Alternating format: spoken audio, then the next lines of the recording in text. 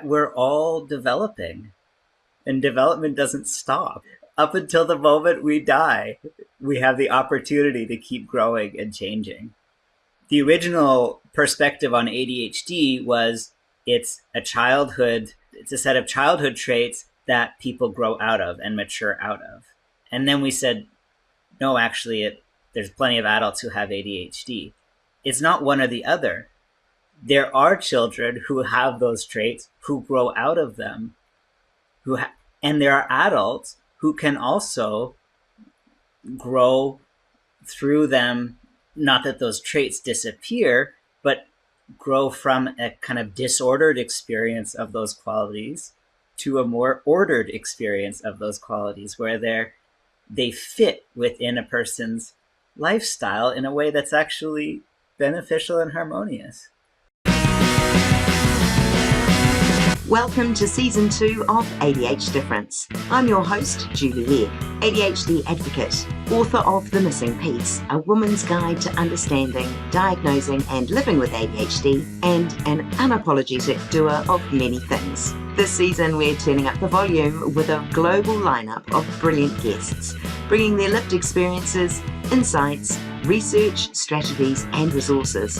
And of course, along with a healthy dose of humour and humility. Whether you're neurodivergent yourself or just curious, there's something here for every curious brain. Let's dive in. Today, I'm joined by Ariel-Paul Saunders, a registered therapeutic counsellor specialising in attachment and nervous system therapy, and someone whose own ADHD diagnosis at 38 led him to question the traditional medical story. Although ADHD is often described as present from birth, Ariel-Paul's most significant struggles with focus and regulation didn't emerge until his early 20s, following a major relational rupture. That timing led him to explore ADHD through an intergenerational lens, one that considers attachment, nervous system sensitivity, and family patterns that shape how ADHD shows up across time. In this conversation, we're exploring how understanding ADHD in context, not as a personal defect, but part of a larger family story, can open the door to deeper compassion and lasting change. Mhm. Ariel, welcome to the show. Thank you. Yeah, it's great to be here. Great to meet you, Julie. Look, you were Yeah. diagnosed with ADHD at 38. But your most Yeah. significant difficulties with focus, organisation, and emotional regulation didn't begin until you were around 21 following your parents' separation. I was wondering if you could take us back to that time and share what you were experiencing then. Well, the interesting thing is I didn't really even know what was happening. I just finished my second year of university at that point. I came home, I heard about the separation. It was tumultuous. They were not amicable. There was certainly difficulties adjusting, and I was kind of caught in the middle of that. So the first feeling was this kind of relief of actually, oh, there was something that I'd been feeling at the time. I felt like, there's a relief that now they can, everybody can carry on with their lives. What I didn't know is that actually, even the year previously, I'd already been feeling what was happening in the field, in between them, without even realizing it. And so, looking back, I can tell that sense of relief is, oh, now I get it. But then, following that, there's the next 4 months are kind of a blur. With the knowledge that I have now, I can look back and say, actually, I was totally in a state of kind of shock or shut down or numb. And so I remember very little of that time. I actually kind of reverted back to, I don't know, a younger version of myself. Up till that point, I'd been, had a award, outstanding student of the year at my university. I was I was on this trajectory that was really, um, yeah, focused and passionate. I'd started meditating at 16, and that had kind of helped um, some of my early ADHD qualities. Uh, helped me overcome addiction to cannabis, some of these things. So I was really on a upward trajectory at that moment, and everything. I stopped going to university. I spent 3 months at home, basically playing computer games and not even knowing what I was doing with myself, not even having no sense of direction, no clarity. Um, and so it was like a total breakdown of executive function. And then I started to want to do something again. I was motivated. I went to chef school. I did a semester of chef school. I was really interested in food and um, learning about the roots of how we nourish ourselves, the culture of food. And there again, I did a semester. It got time. It got to be exam time, and I just decided, you know what, this isn't for me. Our values aren't aligned. I walked into the exam with a plate full of cookies, handed them out to my students, to my fellow students, and said, "I'm not writing the exam. I'm not going to actually. I'm not making the exam. We had to make a chicken soup," and said, "I'm done." And spent the next couple of months working in different food-oriented establishments, but always kind of jumping. I'd do one thing, and then it would get challenging, or I would get curious about the next thing and move on. Wow. And it was like I just didn't have the sense of a clear arc, a clear trajectory. I was I went from total shutdown and not doing anything to very sporadic. Oh, I'm going to try this. I'm going to try this. I'm going to try this, and not sticking with anything. I had no concept of ADHD at the time. I had no way to. I wasn't thinking about executive function. Obviously, I was just acting. At a certain point, I went and spent. I started working on an organic farm and spent 2 seasons on that farm, and that helped ground me a little bit. That helped kind of land me back into something, even though I wouldn't say my thinking was as clear as it could have been, or as I would have liked it to be. It gave me a kind of stability that then set me up for the next few years of life. It's interesting when you talk about your journey, and at school you were having good grades, and then at 21, at that time, when there was uh, trauma for you in your life, everything came to a standstill, and then this um, sporadic kind of interest, finding yourself. They're quite three different extreme things, and you experience them in Mm, quite a short period of time. And mm, being undiagnosed, I can see how confusing that would be. How one moment you could just have everything all sorted, and the next floundering. I mm, understand without a diagnosis, wondering what the heck is going on. Which brings me to the question, when you did receive your diagnosis, you said it raised many questions as it did answers. And I'd like to mm. know what was missing for you in the traditional medical explanation of ADHD.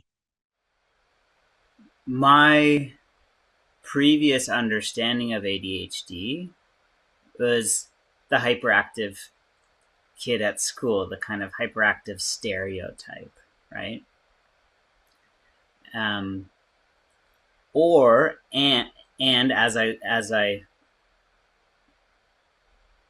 engaged with the medical literature about ADHD, this idea of a kind of genetic predisposition and kind of fixed state. For me, that wasn't the case. It wasn't something that I had that had always been a problem for me. There's periods in my life, very specific periods, where my kind of foundation got rocked, and that's where the ADHD symptoms really emerged. And so that kind of doesn't fit within the medical model, which says, well, if you have ADHD, it's been a problem since childhood. And I think there's a lot of people who live with ADHD characteristics and qualities who have the support they need to be able to manage those qualities and actually just have them reflected as gifts in the world. Just really experience the positive attributes associated with ADHD and not the kind of downside challenges that impact, healthy development and kind of creating the life that they want for themselves. I agree. And, with ADHD, the title of the podcast is ADHDifference as opposed to disorder. I Yeah, agree. I believe that there are periods of our life we do have these ADHD symptoms, but they're not always creating disorder. right. Yeah, But the environments or being outside of a secure, happy, routine space, whatever it may be, can trigger the disorder in ADHD. But yeah, the disorder doesn't always have to be there. I agree. Sorry, yeah, I interrupted yeah. you. No, thank you. I mean, I'm happy for this to be a conversation. Uh, that's the most interesting, actually. I'm so interested in hearing other people's perspectives and in kind of learning together about this thing, because we have obviously the medical model, which tells us how things are and the patterns that are seen, but it can be very regimented and structured, kind of diluted to try to fit a certain framework. And so what happens in real conversations about, well, what's been your experience, what's been my experience, and oh yeah, there's some relationship there and some coherence between our experiences, then we can learn in a different way. Not actually that different than what how researchers learn, but we get the firsthand exchange, whereas theirs is, it's all been summarized. So, what your comment made me think of is it depends how regulated we are, and this is something I've just been writing about this week. But the, the level of regulation or dysregulation in ourselves affects how we're able to work with ourselves. Whether those qualities present in a disordered way or a more organized and supportive, constructive way. And it's interesting too, again, the disorder based on whom? Based on the standard narrative or what's decided as normal. Whereas Mm-hmm. our normal, we do things differently, but our normal can sit quite comfortably with us, but it's not Mm-hmm. society's normal. I'd love to Mm-hmm. talk to you or hear from you about in your writing, and you write bucket loads of very interesting articles. But you wrote about tracing your ADHD back through the generations, not through Right. medical records, but through your lived family stories. So I'd like to Yeah. know about how reframing your ADHD as part of lineage rather than this personal defect changed the way you saw yourself? Yeah. Yeah, so that was very interesting. My grandfather on my mother's side is a bit of a doesn't have the greatest reputation in with her with my mom. He had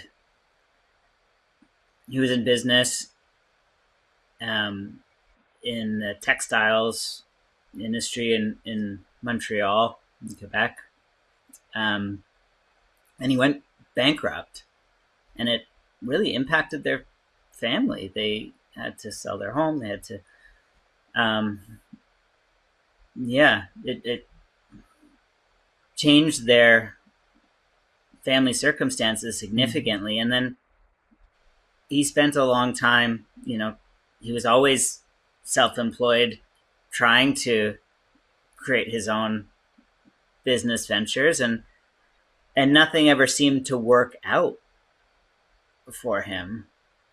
And so that was the story I had of this man who was my grandfather, who I only met a couple times. Um, and then learning about ADHD, and I found these pictures of him, of him, skiing without his shirt on, and that discovered that, oh, he had horses. And my picture of him expanded to somebody who is actually quite, you know in love with life, and vivacious, and had lots of interests, and I could kind of start to put together this broader story that, like, oh, this guy actually fits a lot of the qualities of ADHD. He's got lots of different interests. He's really passionate. He's full of ideas and creative inspiration, and he's trying things out. He wants to, he's looking for more excitement in his life than the average person. And unfortunately, it had some big impacts on the rest of his family, on my grandmother. It shaped how she related to money, and this kind of much more careful, conservative approach. Unfortunately, it led to a more challenging relationship between him and his daughter, who is my mother. And a lot of our relational experience, how we show up in relationships with our loved ones, is we learn a lot of that from our early relationships with our parents. And so I could see how then the impacts of that, and her frustration with her father, then influenced how her and my father related. And it's not linear. It's like she kind of rebounded the other way to being super organized, super making sure that everything was really tight and battened down. All the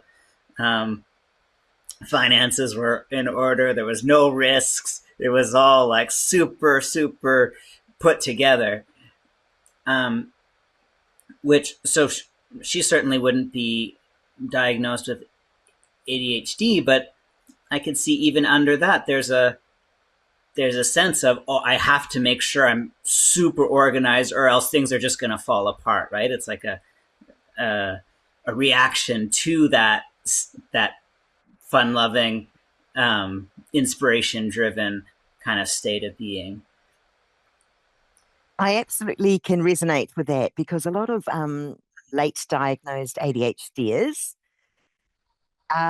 they've got away with it so far, or they don't meet certain DSM criteria because they have all of these strategies in place that they created for survival, to get to work Mm-hmm. on time, to get the kids out the door to school on time. And it's really quite very structured. It's critical Mm-hmm. for them to put them in place to make things happen. It doesn't, Yeah. yeah, if they weren't in place, the natural flow would probably be to be more carefree. Before I jump into the next question, Ariel, I just want to say how wonderful it was that you found your grandfather's photo and what a different perspective it now brings, not just the failed businessman, but a man who was adventurous and looking for excitement, and for you to see that other side. I think that's a wonderful thing to have. Yeah, yeah, it's changed my experience of him significantly, and my experience of myself, because I could see myself in him, and I could really situate my life, um, knowing that, okay, here was this man with all of his gifts and challenges, and how can I bring those gifts forwards without replicating the same challenges, with new wisdom, new understanding that we have today? Because in his time, diagnosing somebody with ADHD was basically unheard of. Mm, It's a very new, um, collective understanding that we have, really, in the last 70 years. Um, absolutely, and and it's even up to this day, it's still contested. There's still psychiatrists out there who say it doesn't exist. and I understand that ADHD is one of the most researched mental conditions. And it's evolving all the time, which is great. So the more lived experiences we can share, that all gets added into the pool. So it's no longer Yeah, just um, a, a committee of psychiatrists telling it how it yeah, is. There's a lot more feeding into the system, which is great. that's right. Now, Yeah, you propose that ADHD symptoms often emerge not just from fixed neurology, but from attachment disruption and yeah, nervous system dysregulation, especially during key developmental windows. yeah, Can you help us understand that connection in layman's terms, in plain language? yeah. So when you and I are relating right now, we're making eye contact. We're when we feel connected to another person, and we feel kind of open, and that's happening both ways. There are neural pathways, that shapes our brain, that shapes our experience of the world, that shapes our sense of connectedness, which is regulating. We're social beings. When we feel connected, we feel calmer, we feel safe. We're wired to, um, feel safer when we're connected with other beings, when we're in connection. And when we're not in connection, or when we question the safety of our connections, we get nervous. There's a dysregulation that happens. There's a searching that happens for, where's my sense of connection? Am I safe? Am I, you know, grounded in my context? Am I supported? And that can lead to distraction. It To me, it makes so much sense that it's so simple, in the sense that if I feel like I'm safe and I don't have anything to worry about because I'm connected with other people in a way that is satisfying for me, then I can relax. I'm not looking for where that connection is going to come from. If I don't feel that, for whatever reason, and here we have to acknowledge that every individual is organized uniquely, and has unique needs for what that connection looks like and feels like. So what's suitable for one person is not suitable for another, and some people are more sensitive. And there's this beautiful analogy of the dandelion and the orchid, where a dandelion is super resilient. It can grow in almost any environment and it'll produce a flower. An orchid is not very resilient. An orchid needs a very particular set of environmental conditions to grow and blossom. And if those conditions are met, whew, such beautiful flowers. And if they're not, then, you know, it won't grow and blossom until it finds those conditions. Ariel, Yes. in your article, you also speak about how your grandmother's experience of war and a grandfather's displacement and war appearance, grief can sort of shape the nervous system of the next generation. Right. How do these experiences get passed down without anyone intending for that to happen? We learn our relational strategies, our relational approaches through social interaction. If we grow up in an environment where emotional expression, for example, where it's we're rewarded, or it's more advantageous to be very contained and task oriented rather than connection oriented, that becomes the norm and it enters the subconscious. So that's it becomes the accepted way of being in the world. And then when it comes time to raise children and parent, it's not even a question of choosing to do this or that. It's simply kind of the existing guardrails of what has to be done in order for us to put food on the table, to get through the day, to, you know. I loved and I understand what you said about normal or what becomes the norm within a household growing up.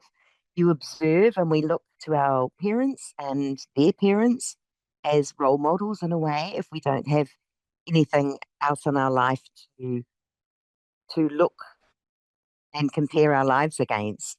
And so we only Mm-hmm. know what we know. The other thing that I would add is when we grow up in a state of fear, so uh, wartime or being new to a culture, new to a place, feeling isolated, our baseline level of activation and kind of hypervigilance, protectiveness, is higher.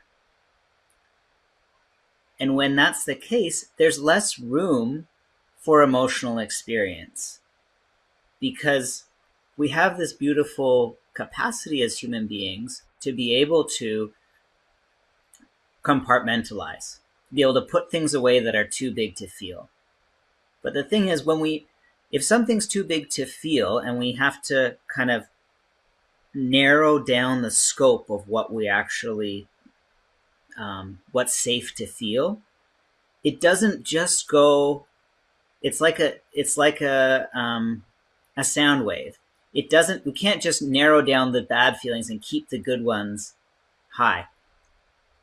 If we're gonna numb out and kind of get through the situation, which is a very perfectly effective strategy for all sorts of contexts. There's lots of times where we need to do that depending on our circumstances. Even today, there's cases all over the world. There's people all over the world who have to really narrow down their scope to get through the day.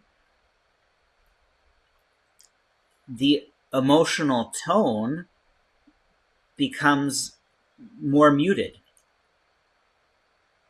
It's without conscious effort to transform and integrate those states, the kind of baseline instinctive response is just to kind of go numb. Mm. And so that's a lot of what I'm talking about in this kind of experience of, yeah, if the grandparent grows up in a wartime, they're raising their children, they're going to be more in that kind of threat response survival state. Their child doesn't have the same opportunity to for this kind of warm experience of connection, which then is a developmental activity in and of itself, the repeated experience of warmth in connection.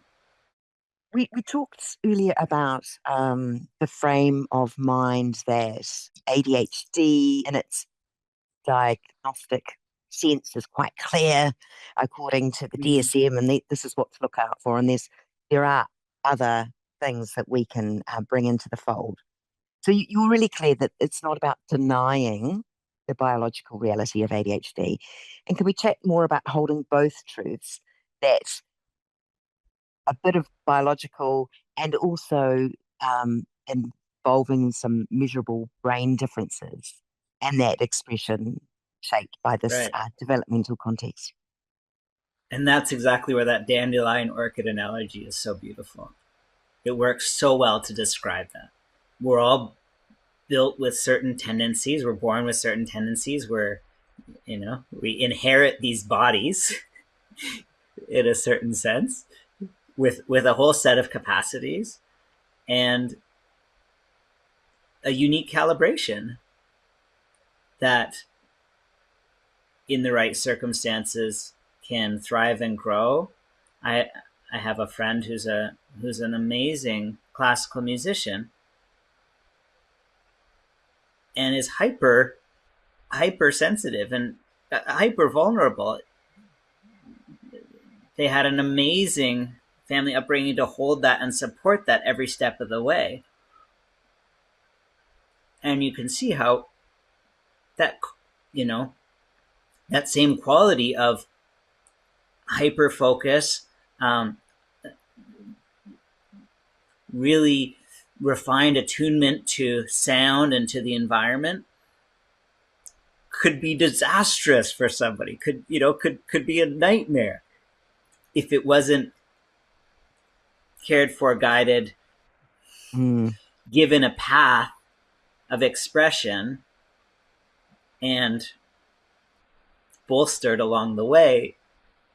So we're talking about understanding and support and nurturing, just like we would with the lovely orchid. So when ADHD is viewed through this intergenerational and relational lens, how does that change the way we support our children, adults, and other families? It starts with understanding.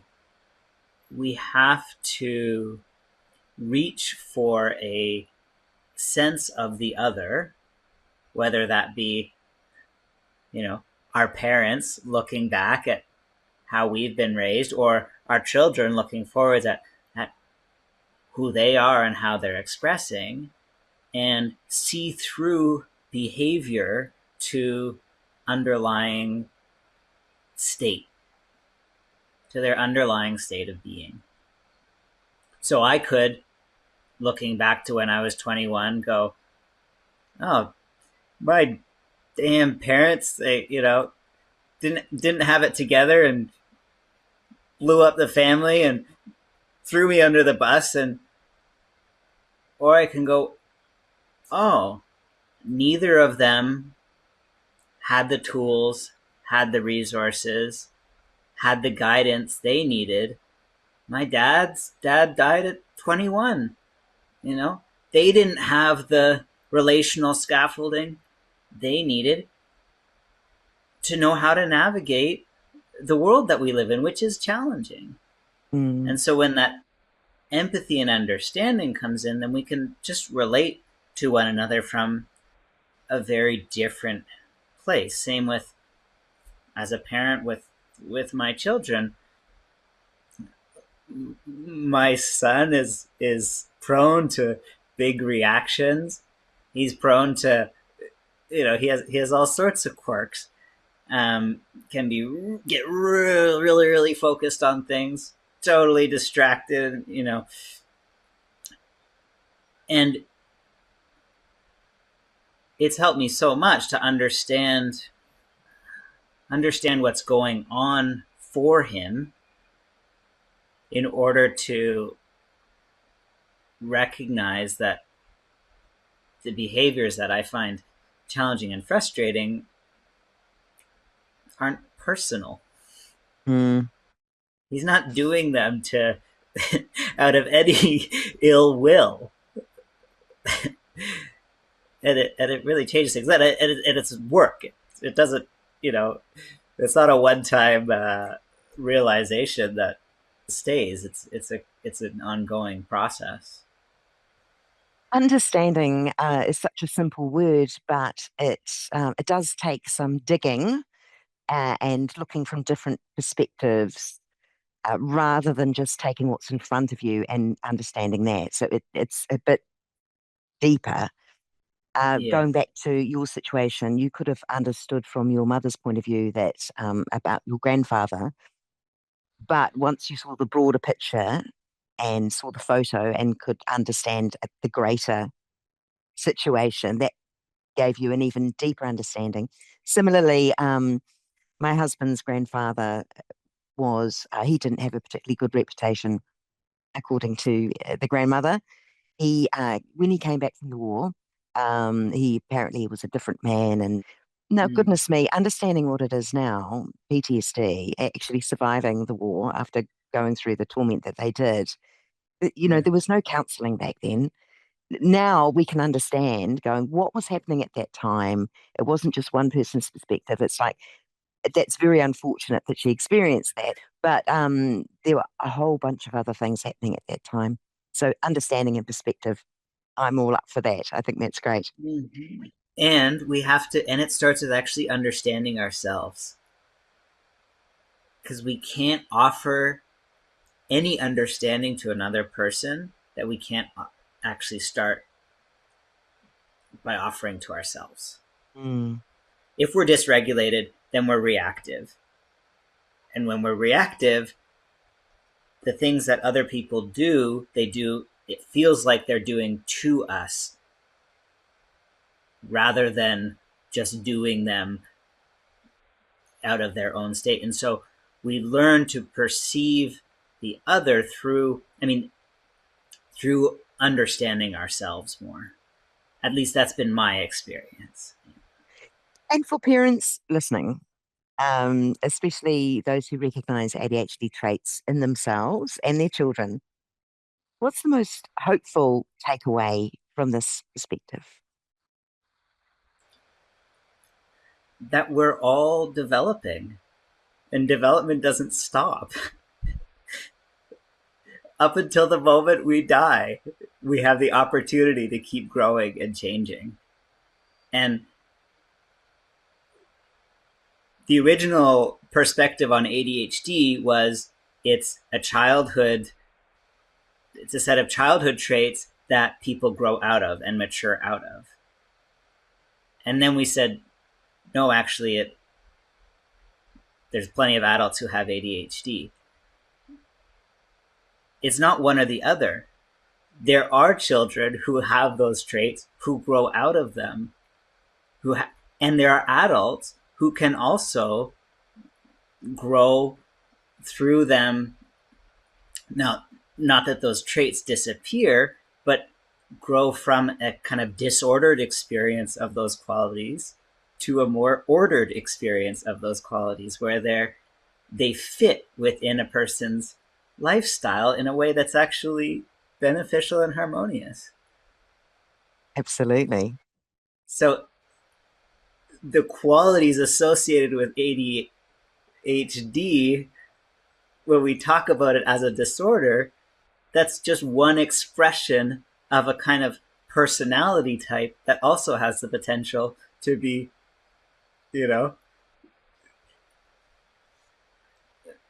celebrated and really effective and um, ultimately a gift to the world. Definitely. You write and talk about the possibility of becoming the generation that changes what gets passed forward, which Mm. is awesome. So, what does healing look like in that context? A lot of what we've talked about today, starting with understanding, starting with learning to recognize what is there for what it is, regulated or dysregulated nervous system states, which is qualities and attributes that can be really wonderful and effective in the world, or can be really challenging depending on the kind of supports that are in place and available. Then acting from that understanding. I'm working both ways. I'm working with my parents to offer them more understanding and support, and also to ask for what I need, to beg their understanding and support. And then I'm working to the next generation with my children. The same thing, to cultivate understanding and supportive relationships. And Beautiful. when we can build that unified field where we're all, in a sense, working together, we're stronger. And that's where the transformation, I think, really happens.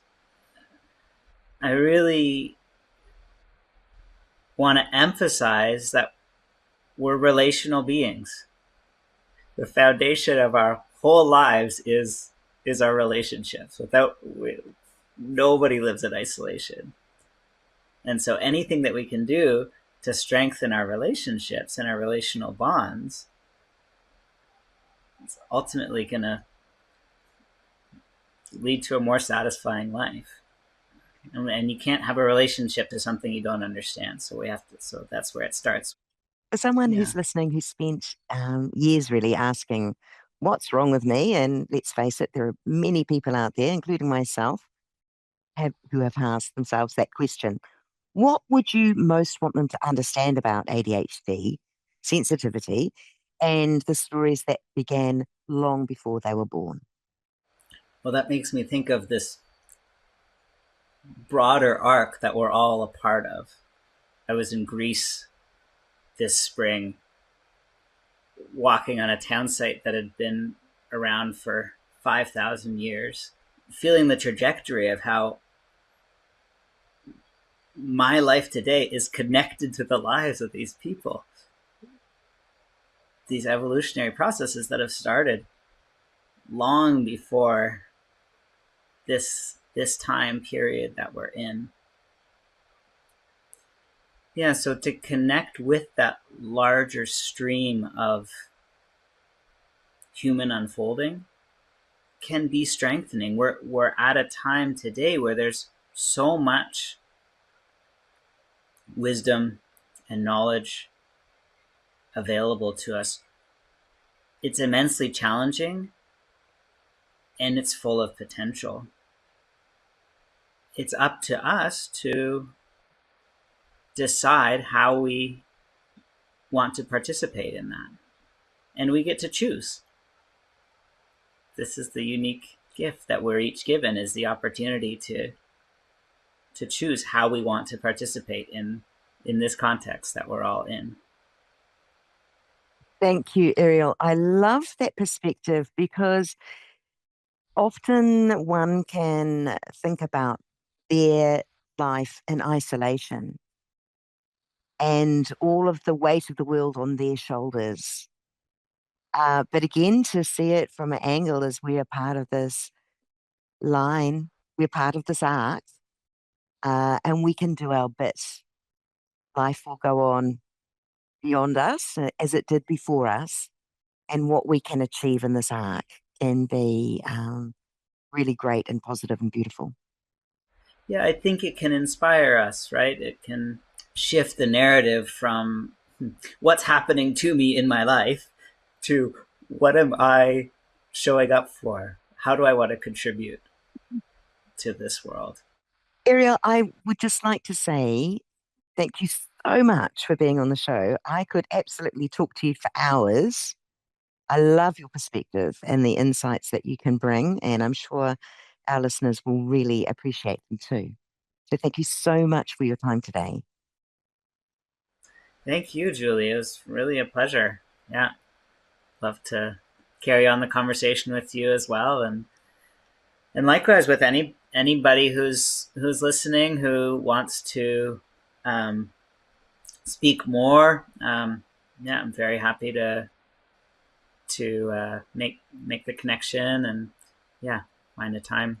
Um, I'll leave my scheduling, my calendar booking link as well. So um, yeah, I do work with people one to one, counseling, supporting relational experience, and yeah, I'm always just very interested to meet people and hear their stories. It's a gift. Yeah. So thank you, Julie. Thank you so much for reaching out and initiating this conversation. Most welcome.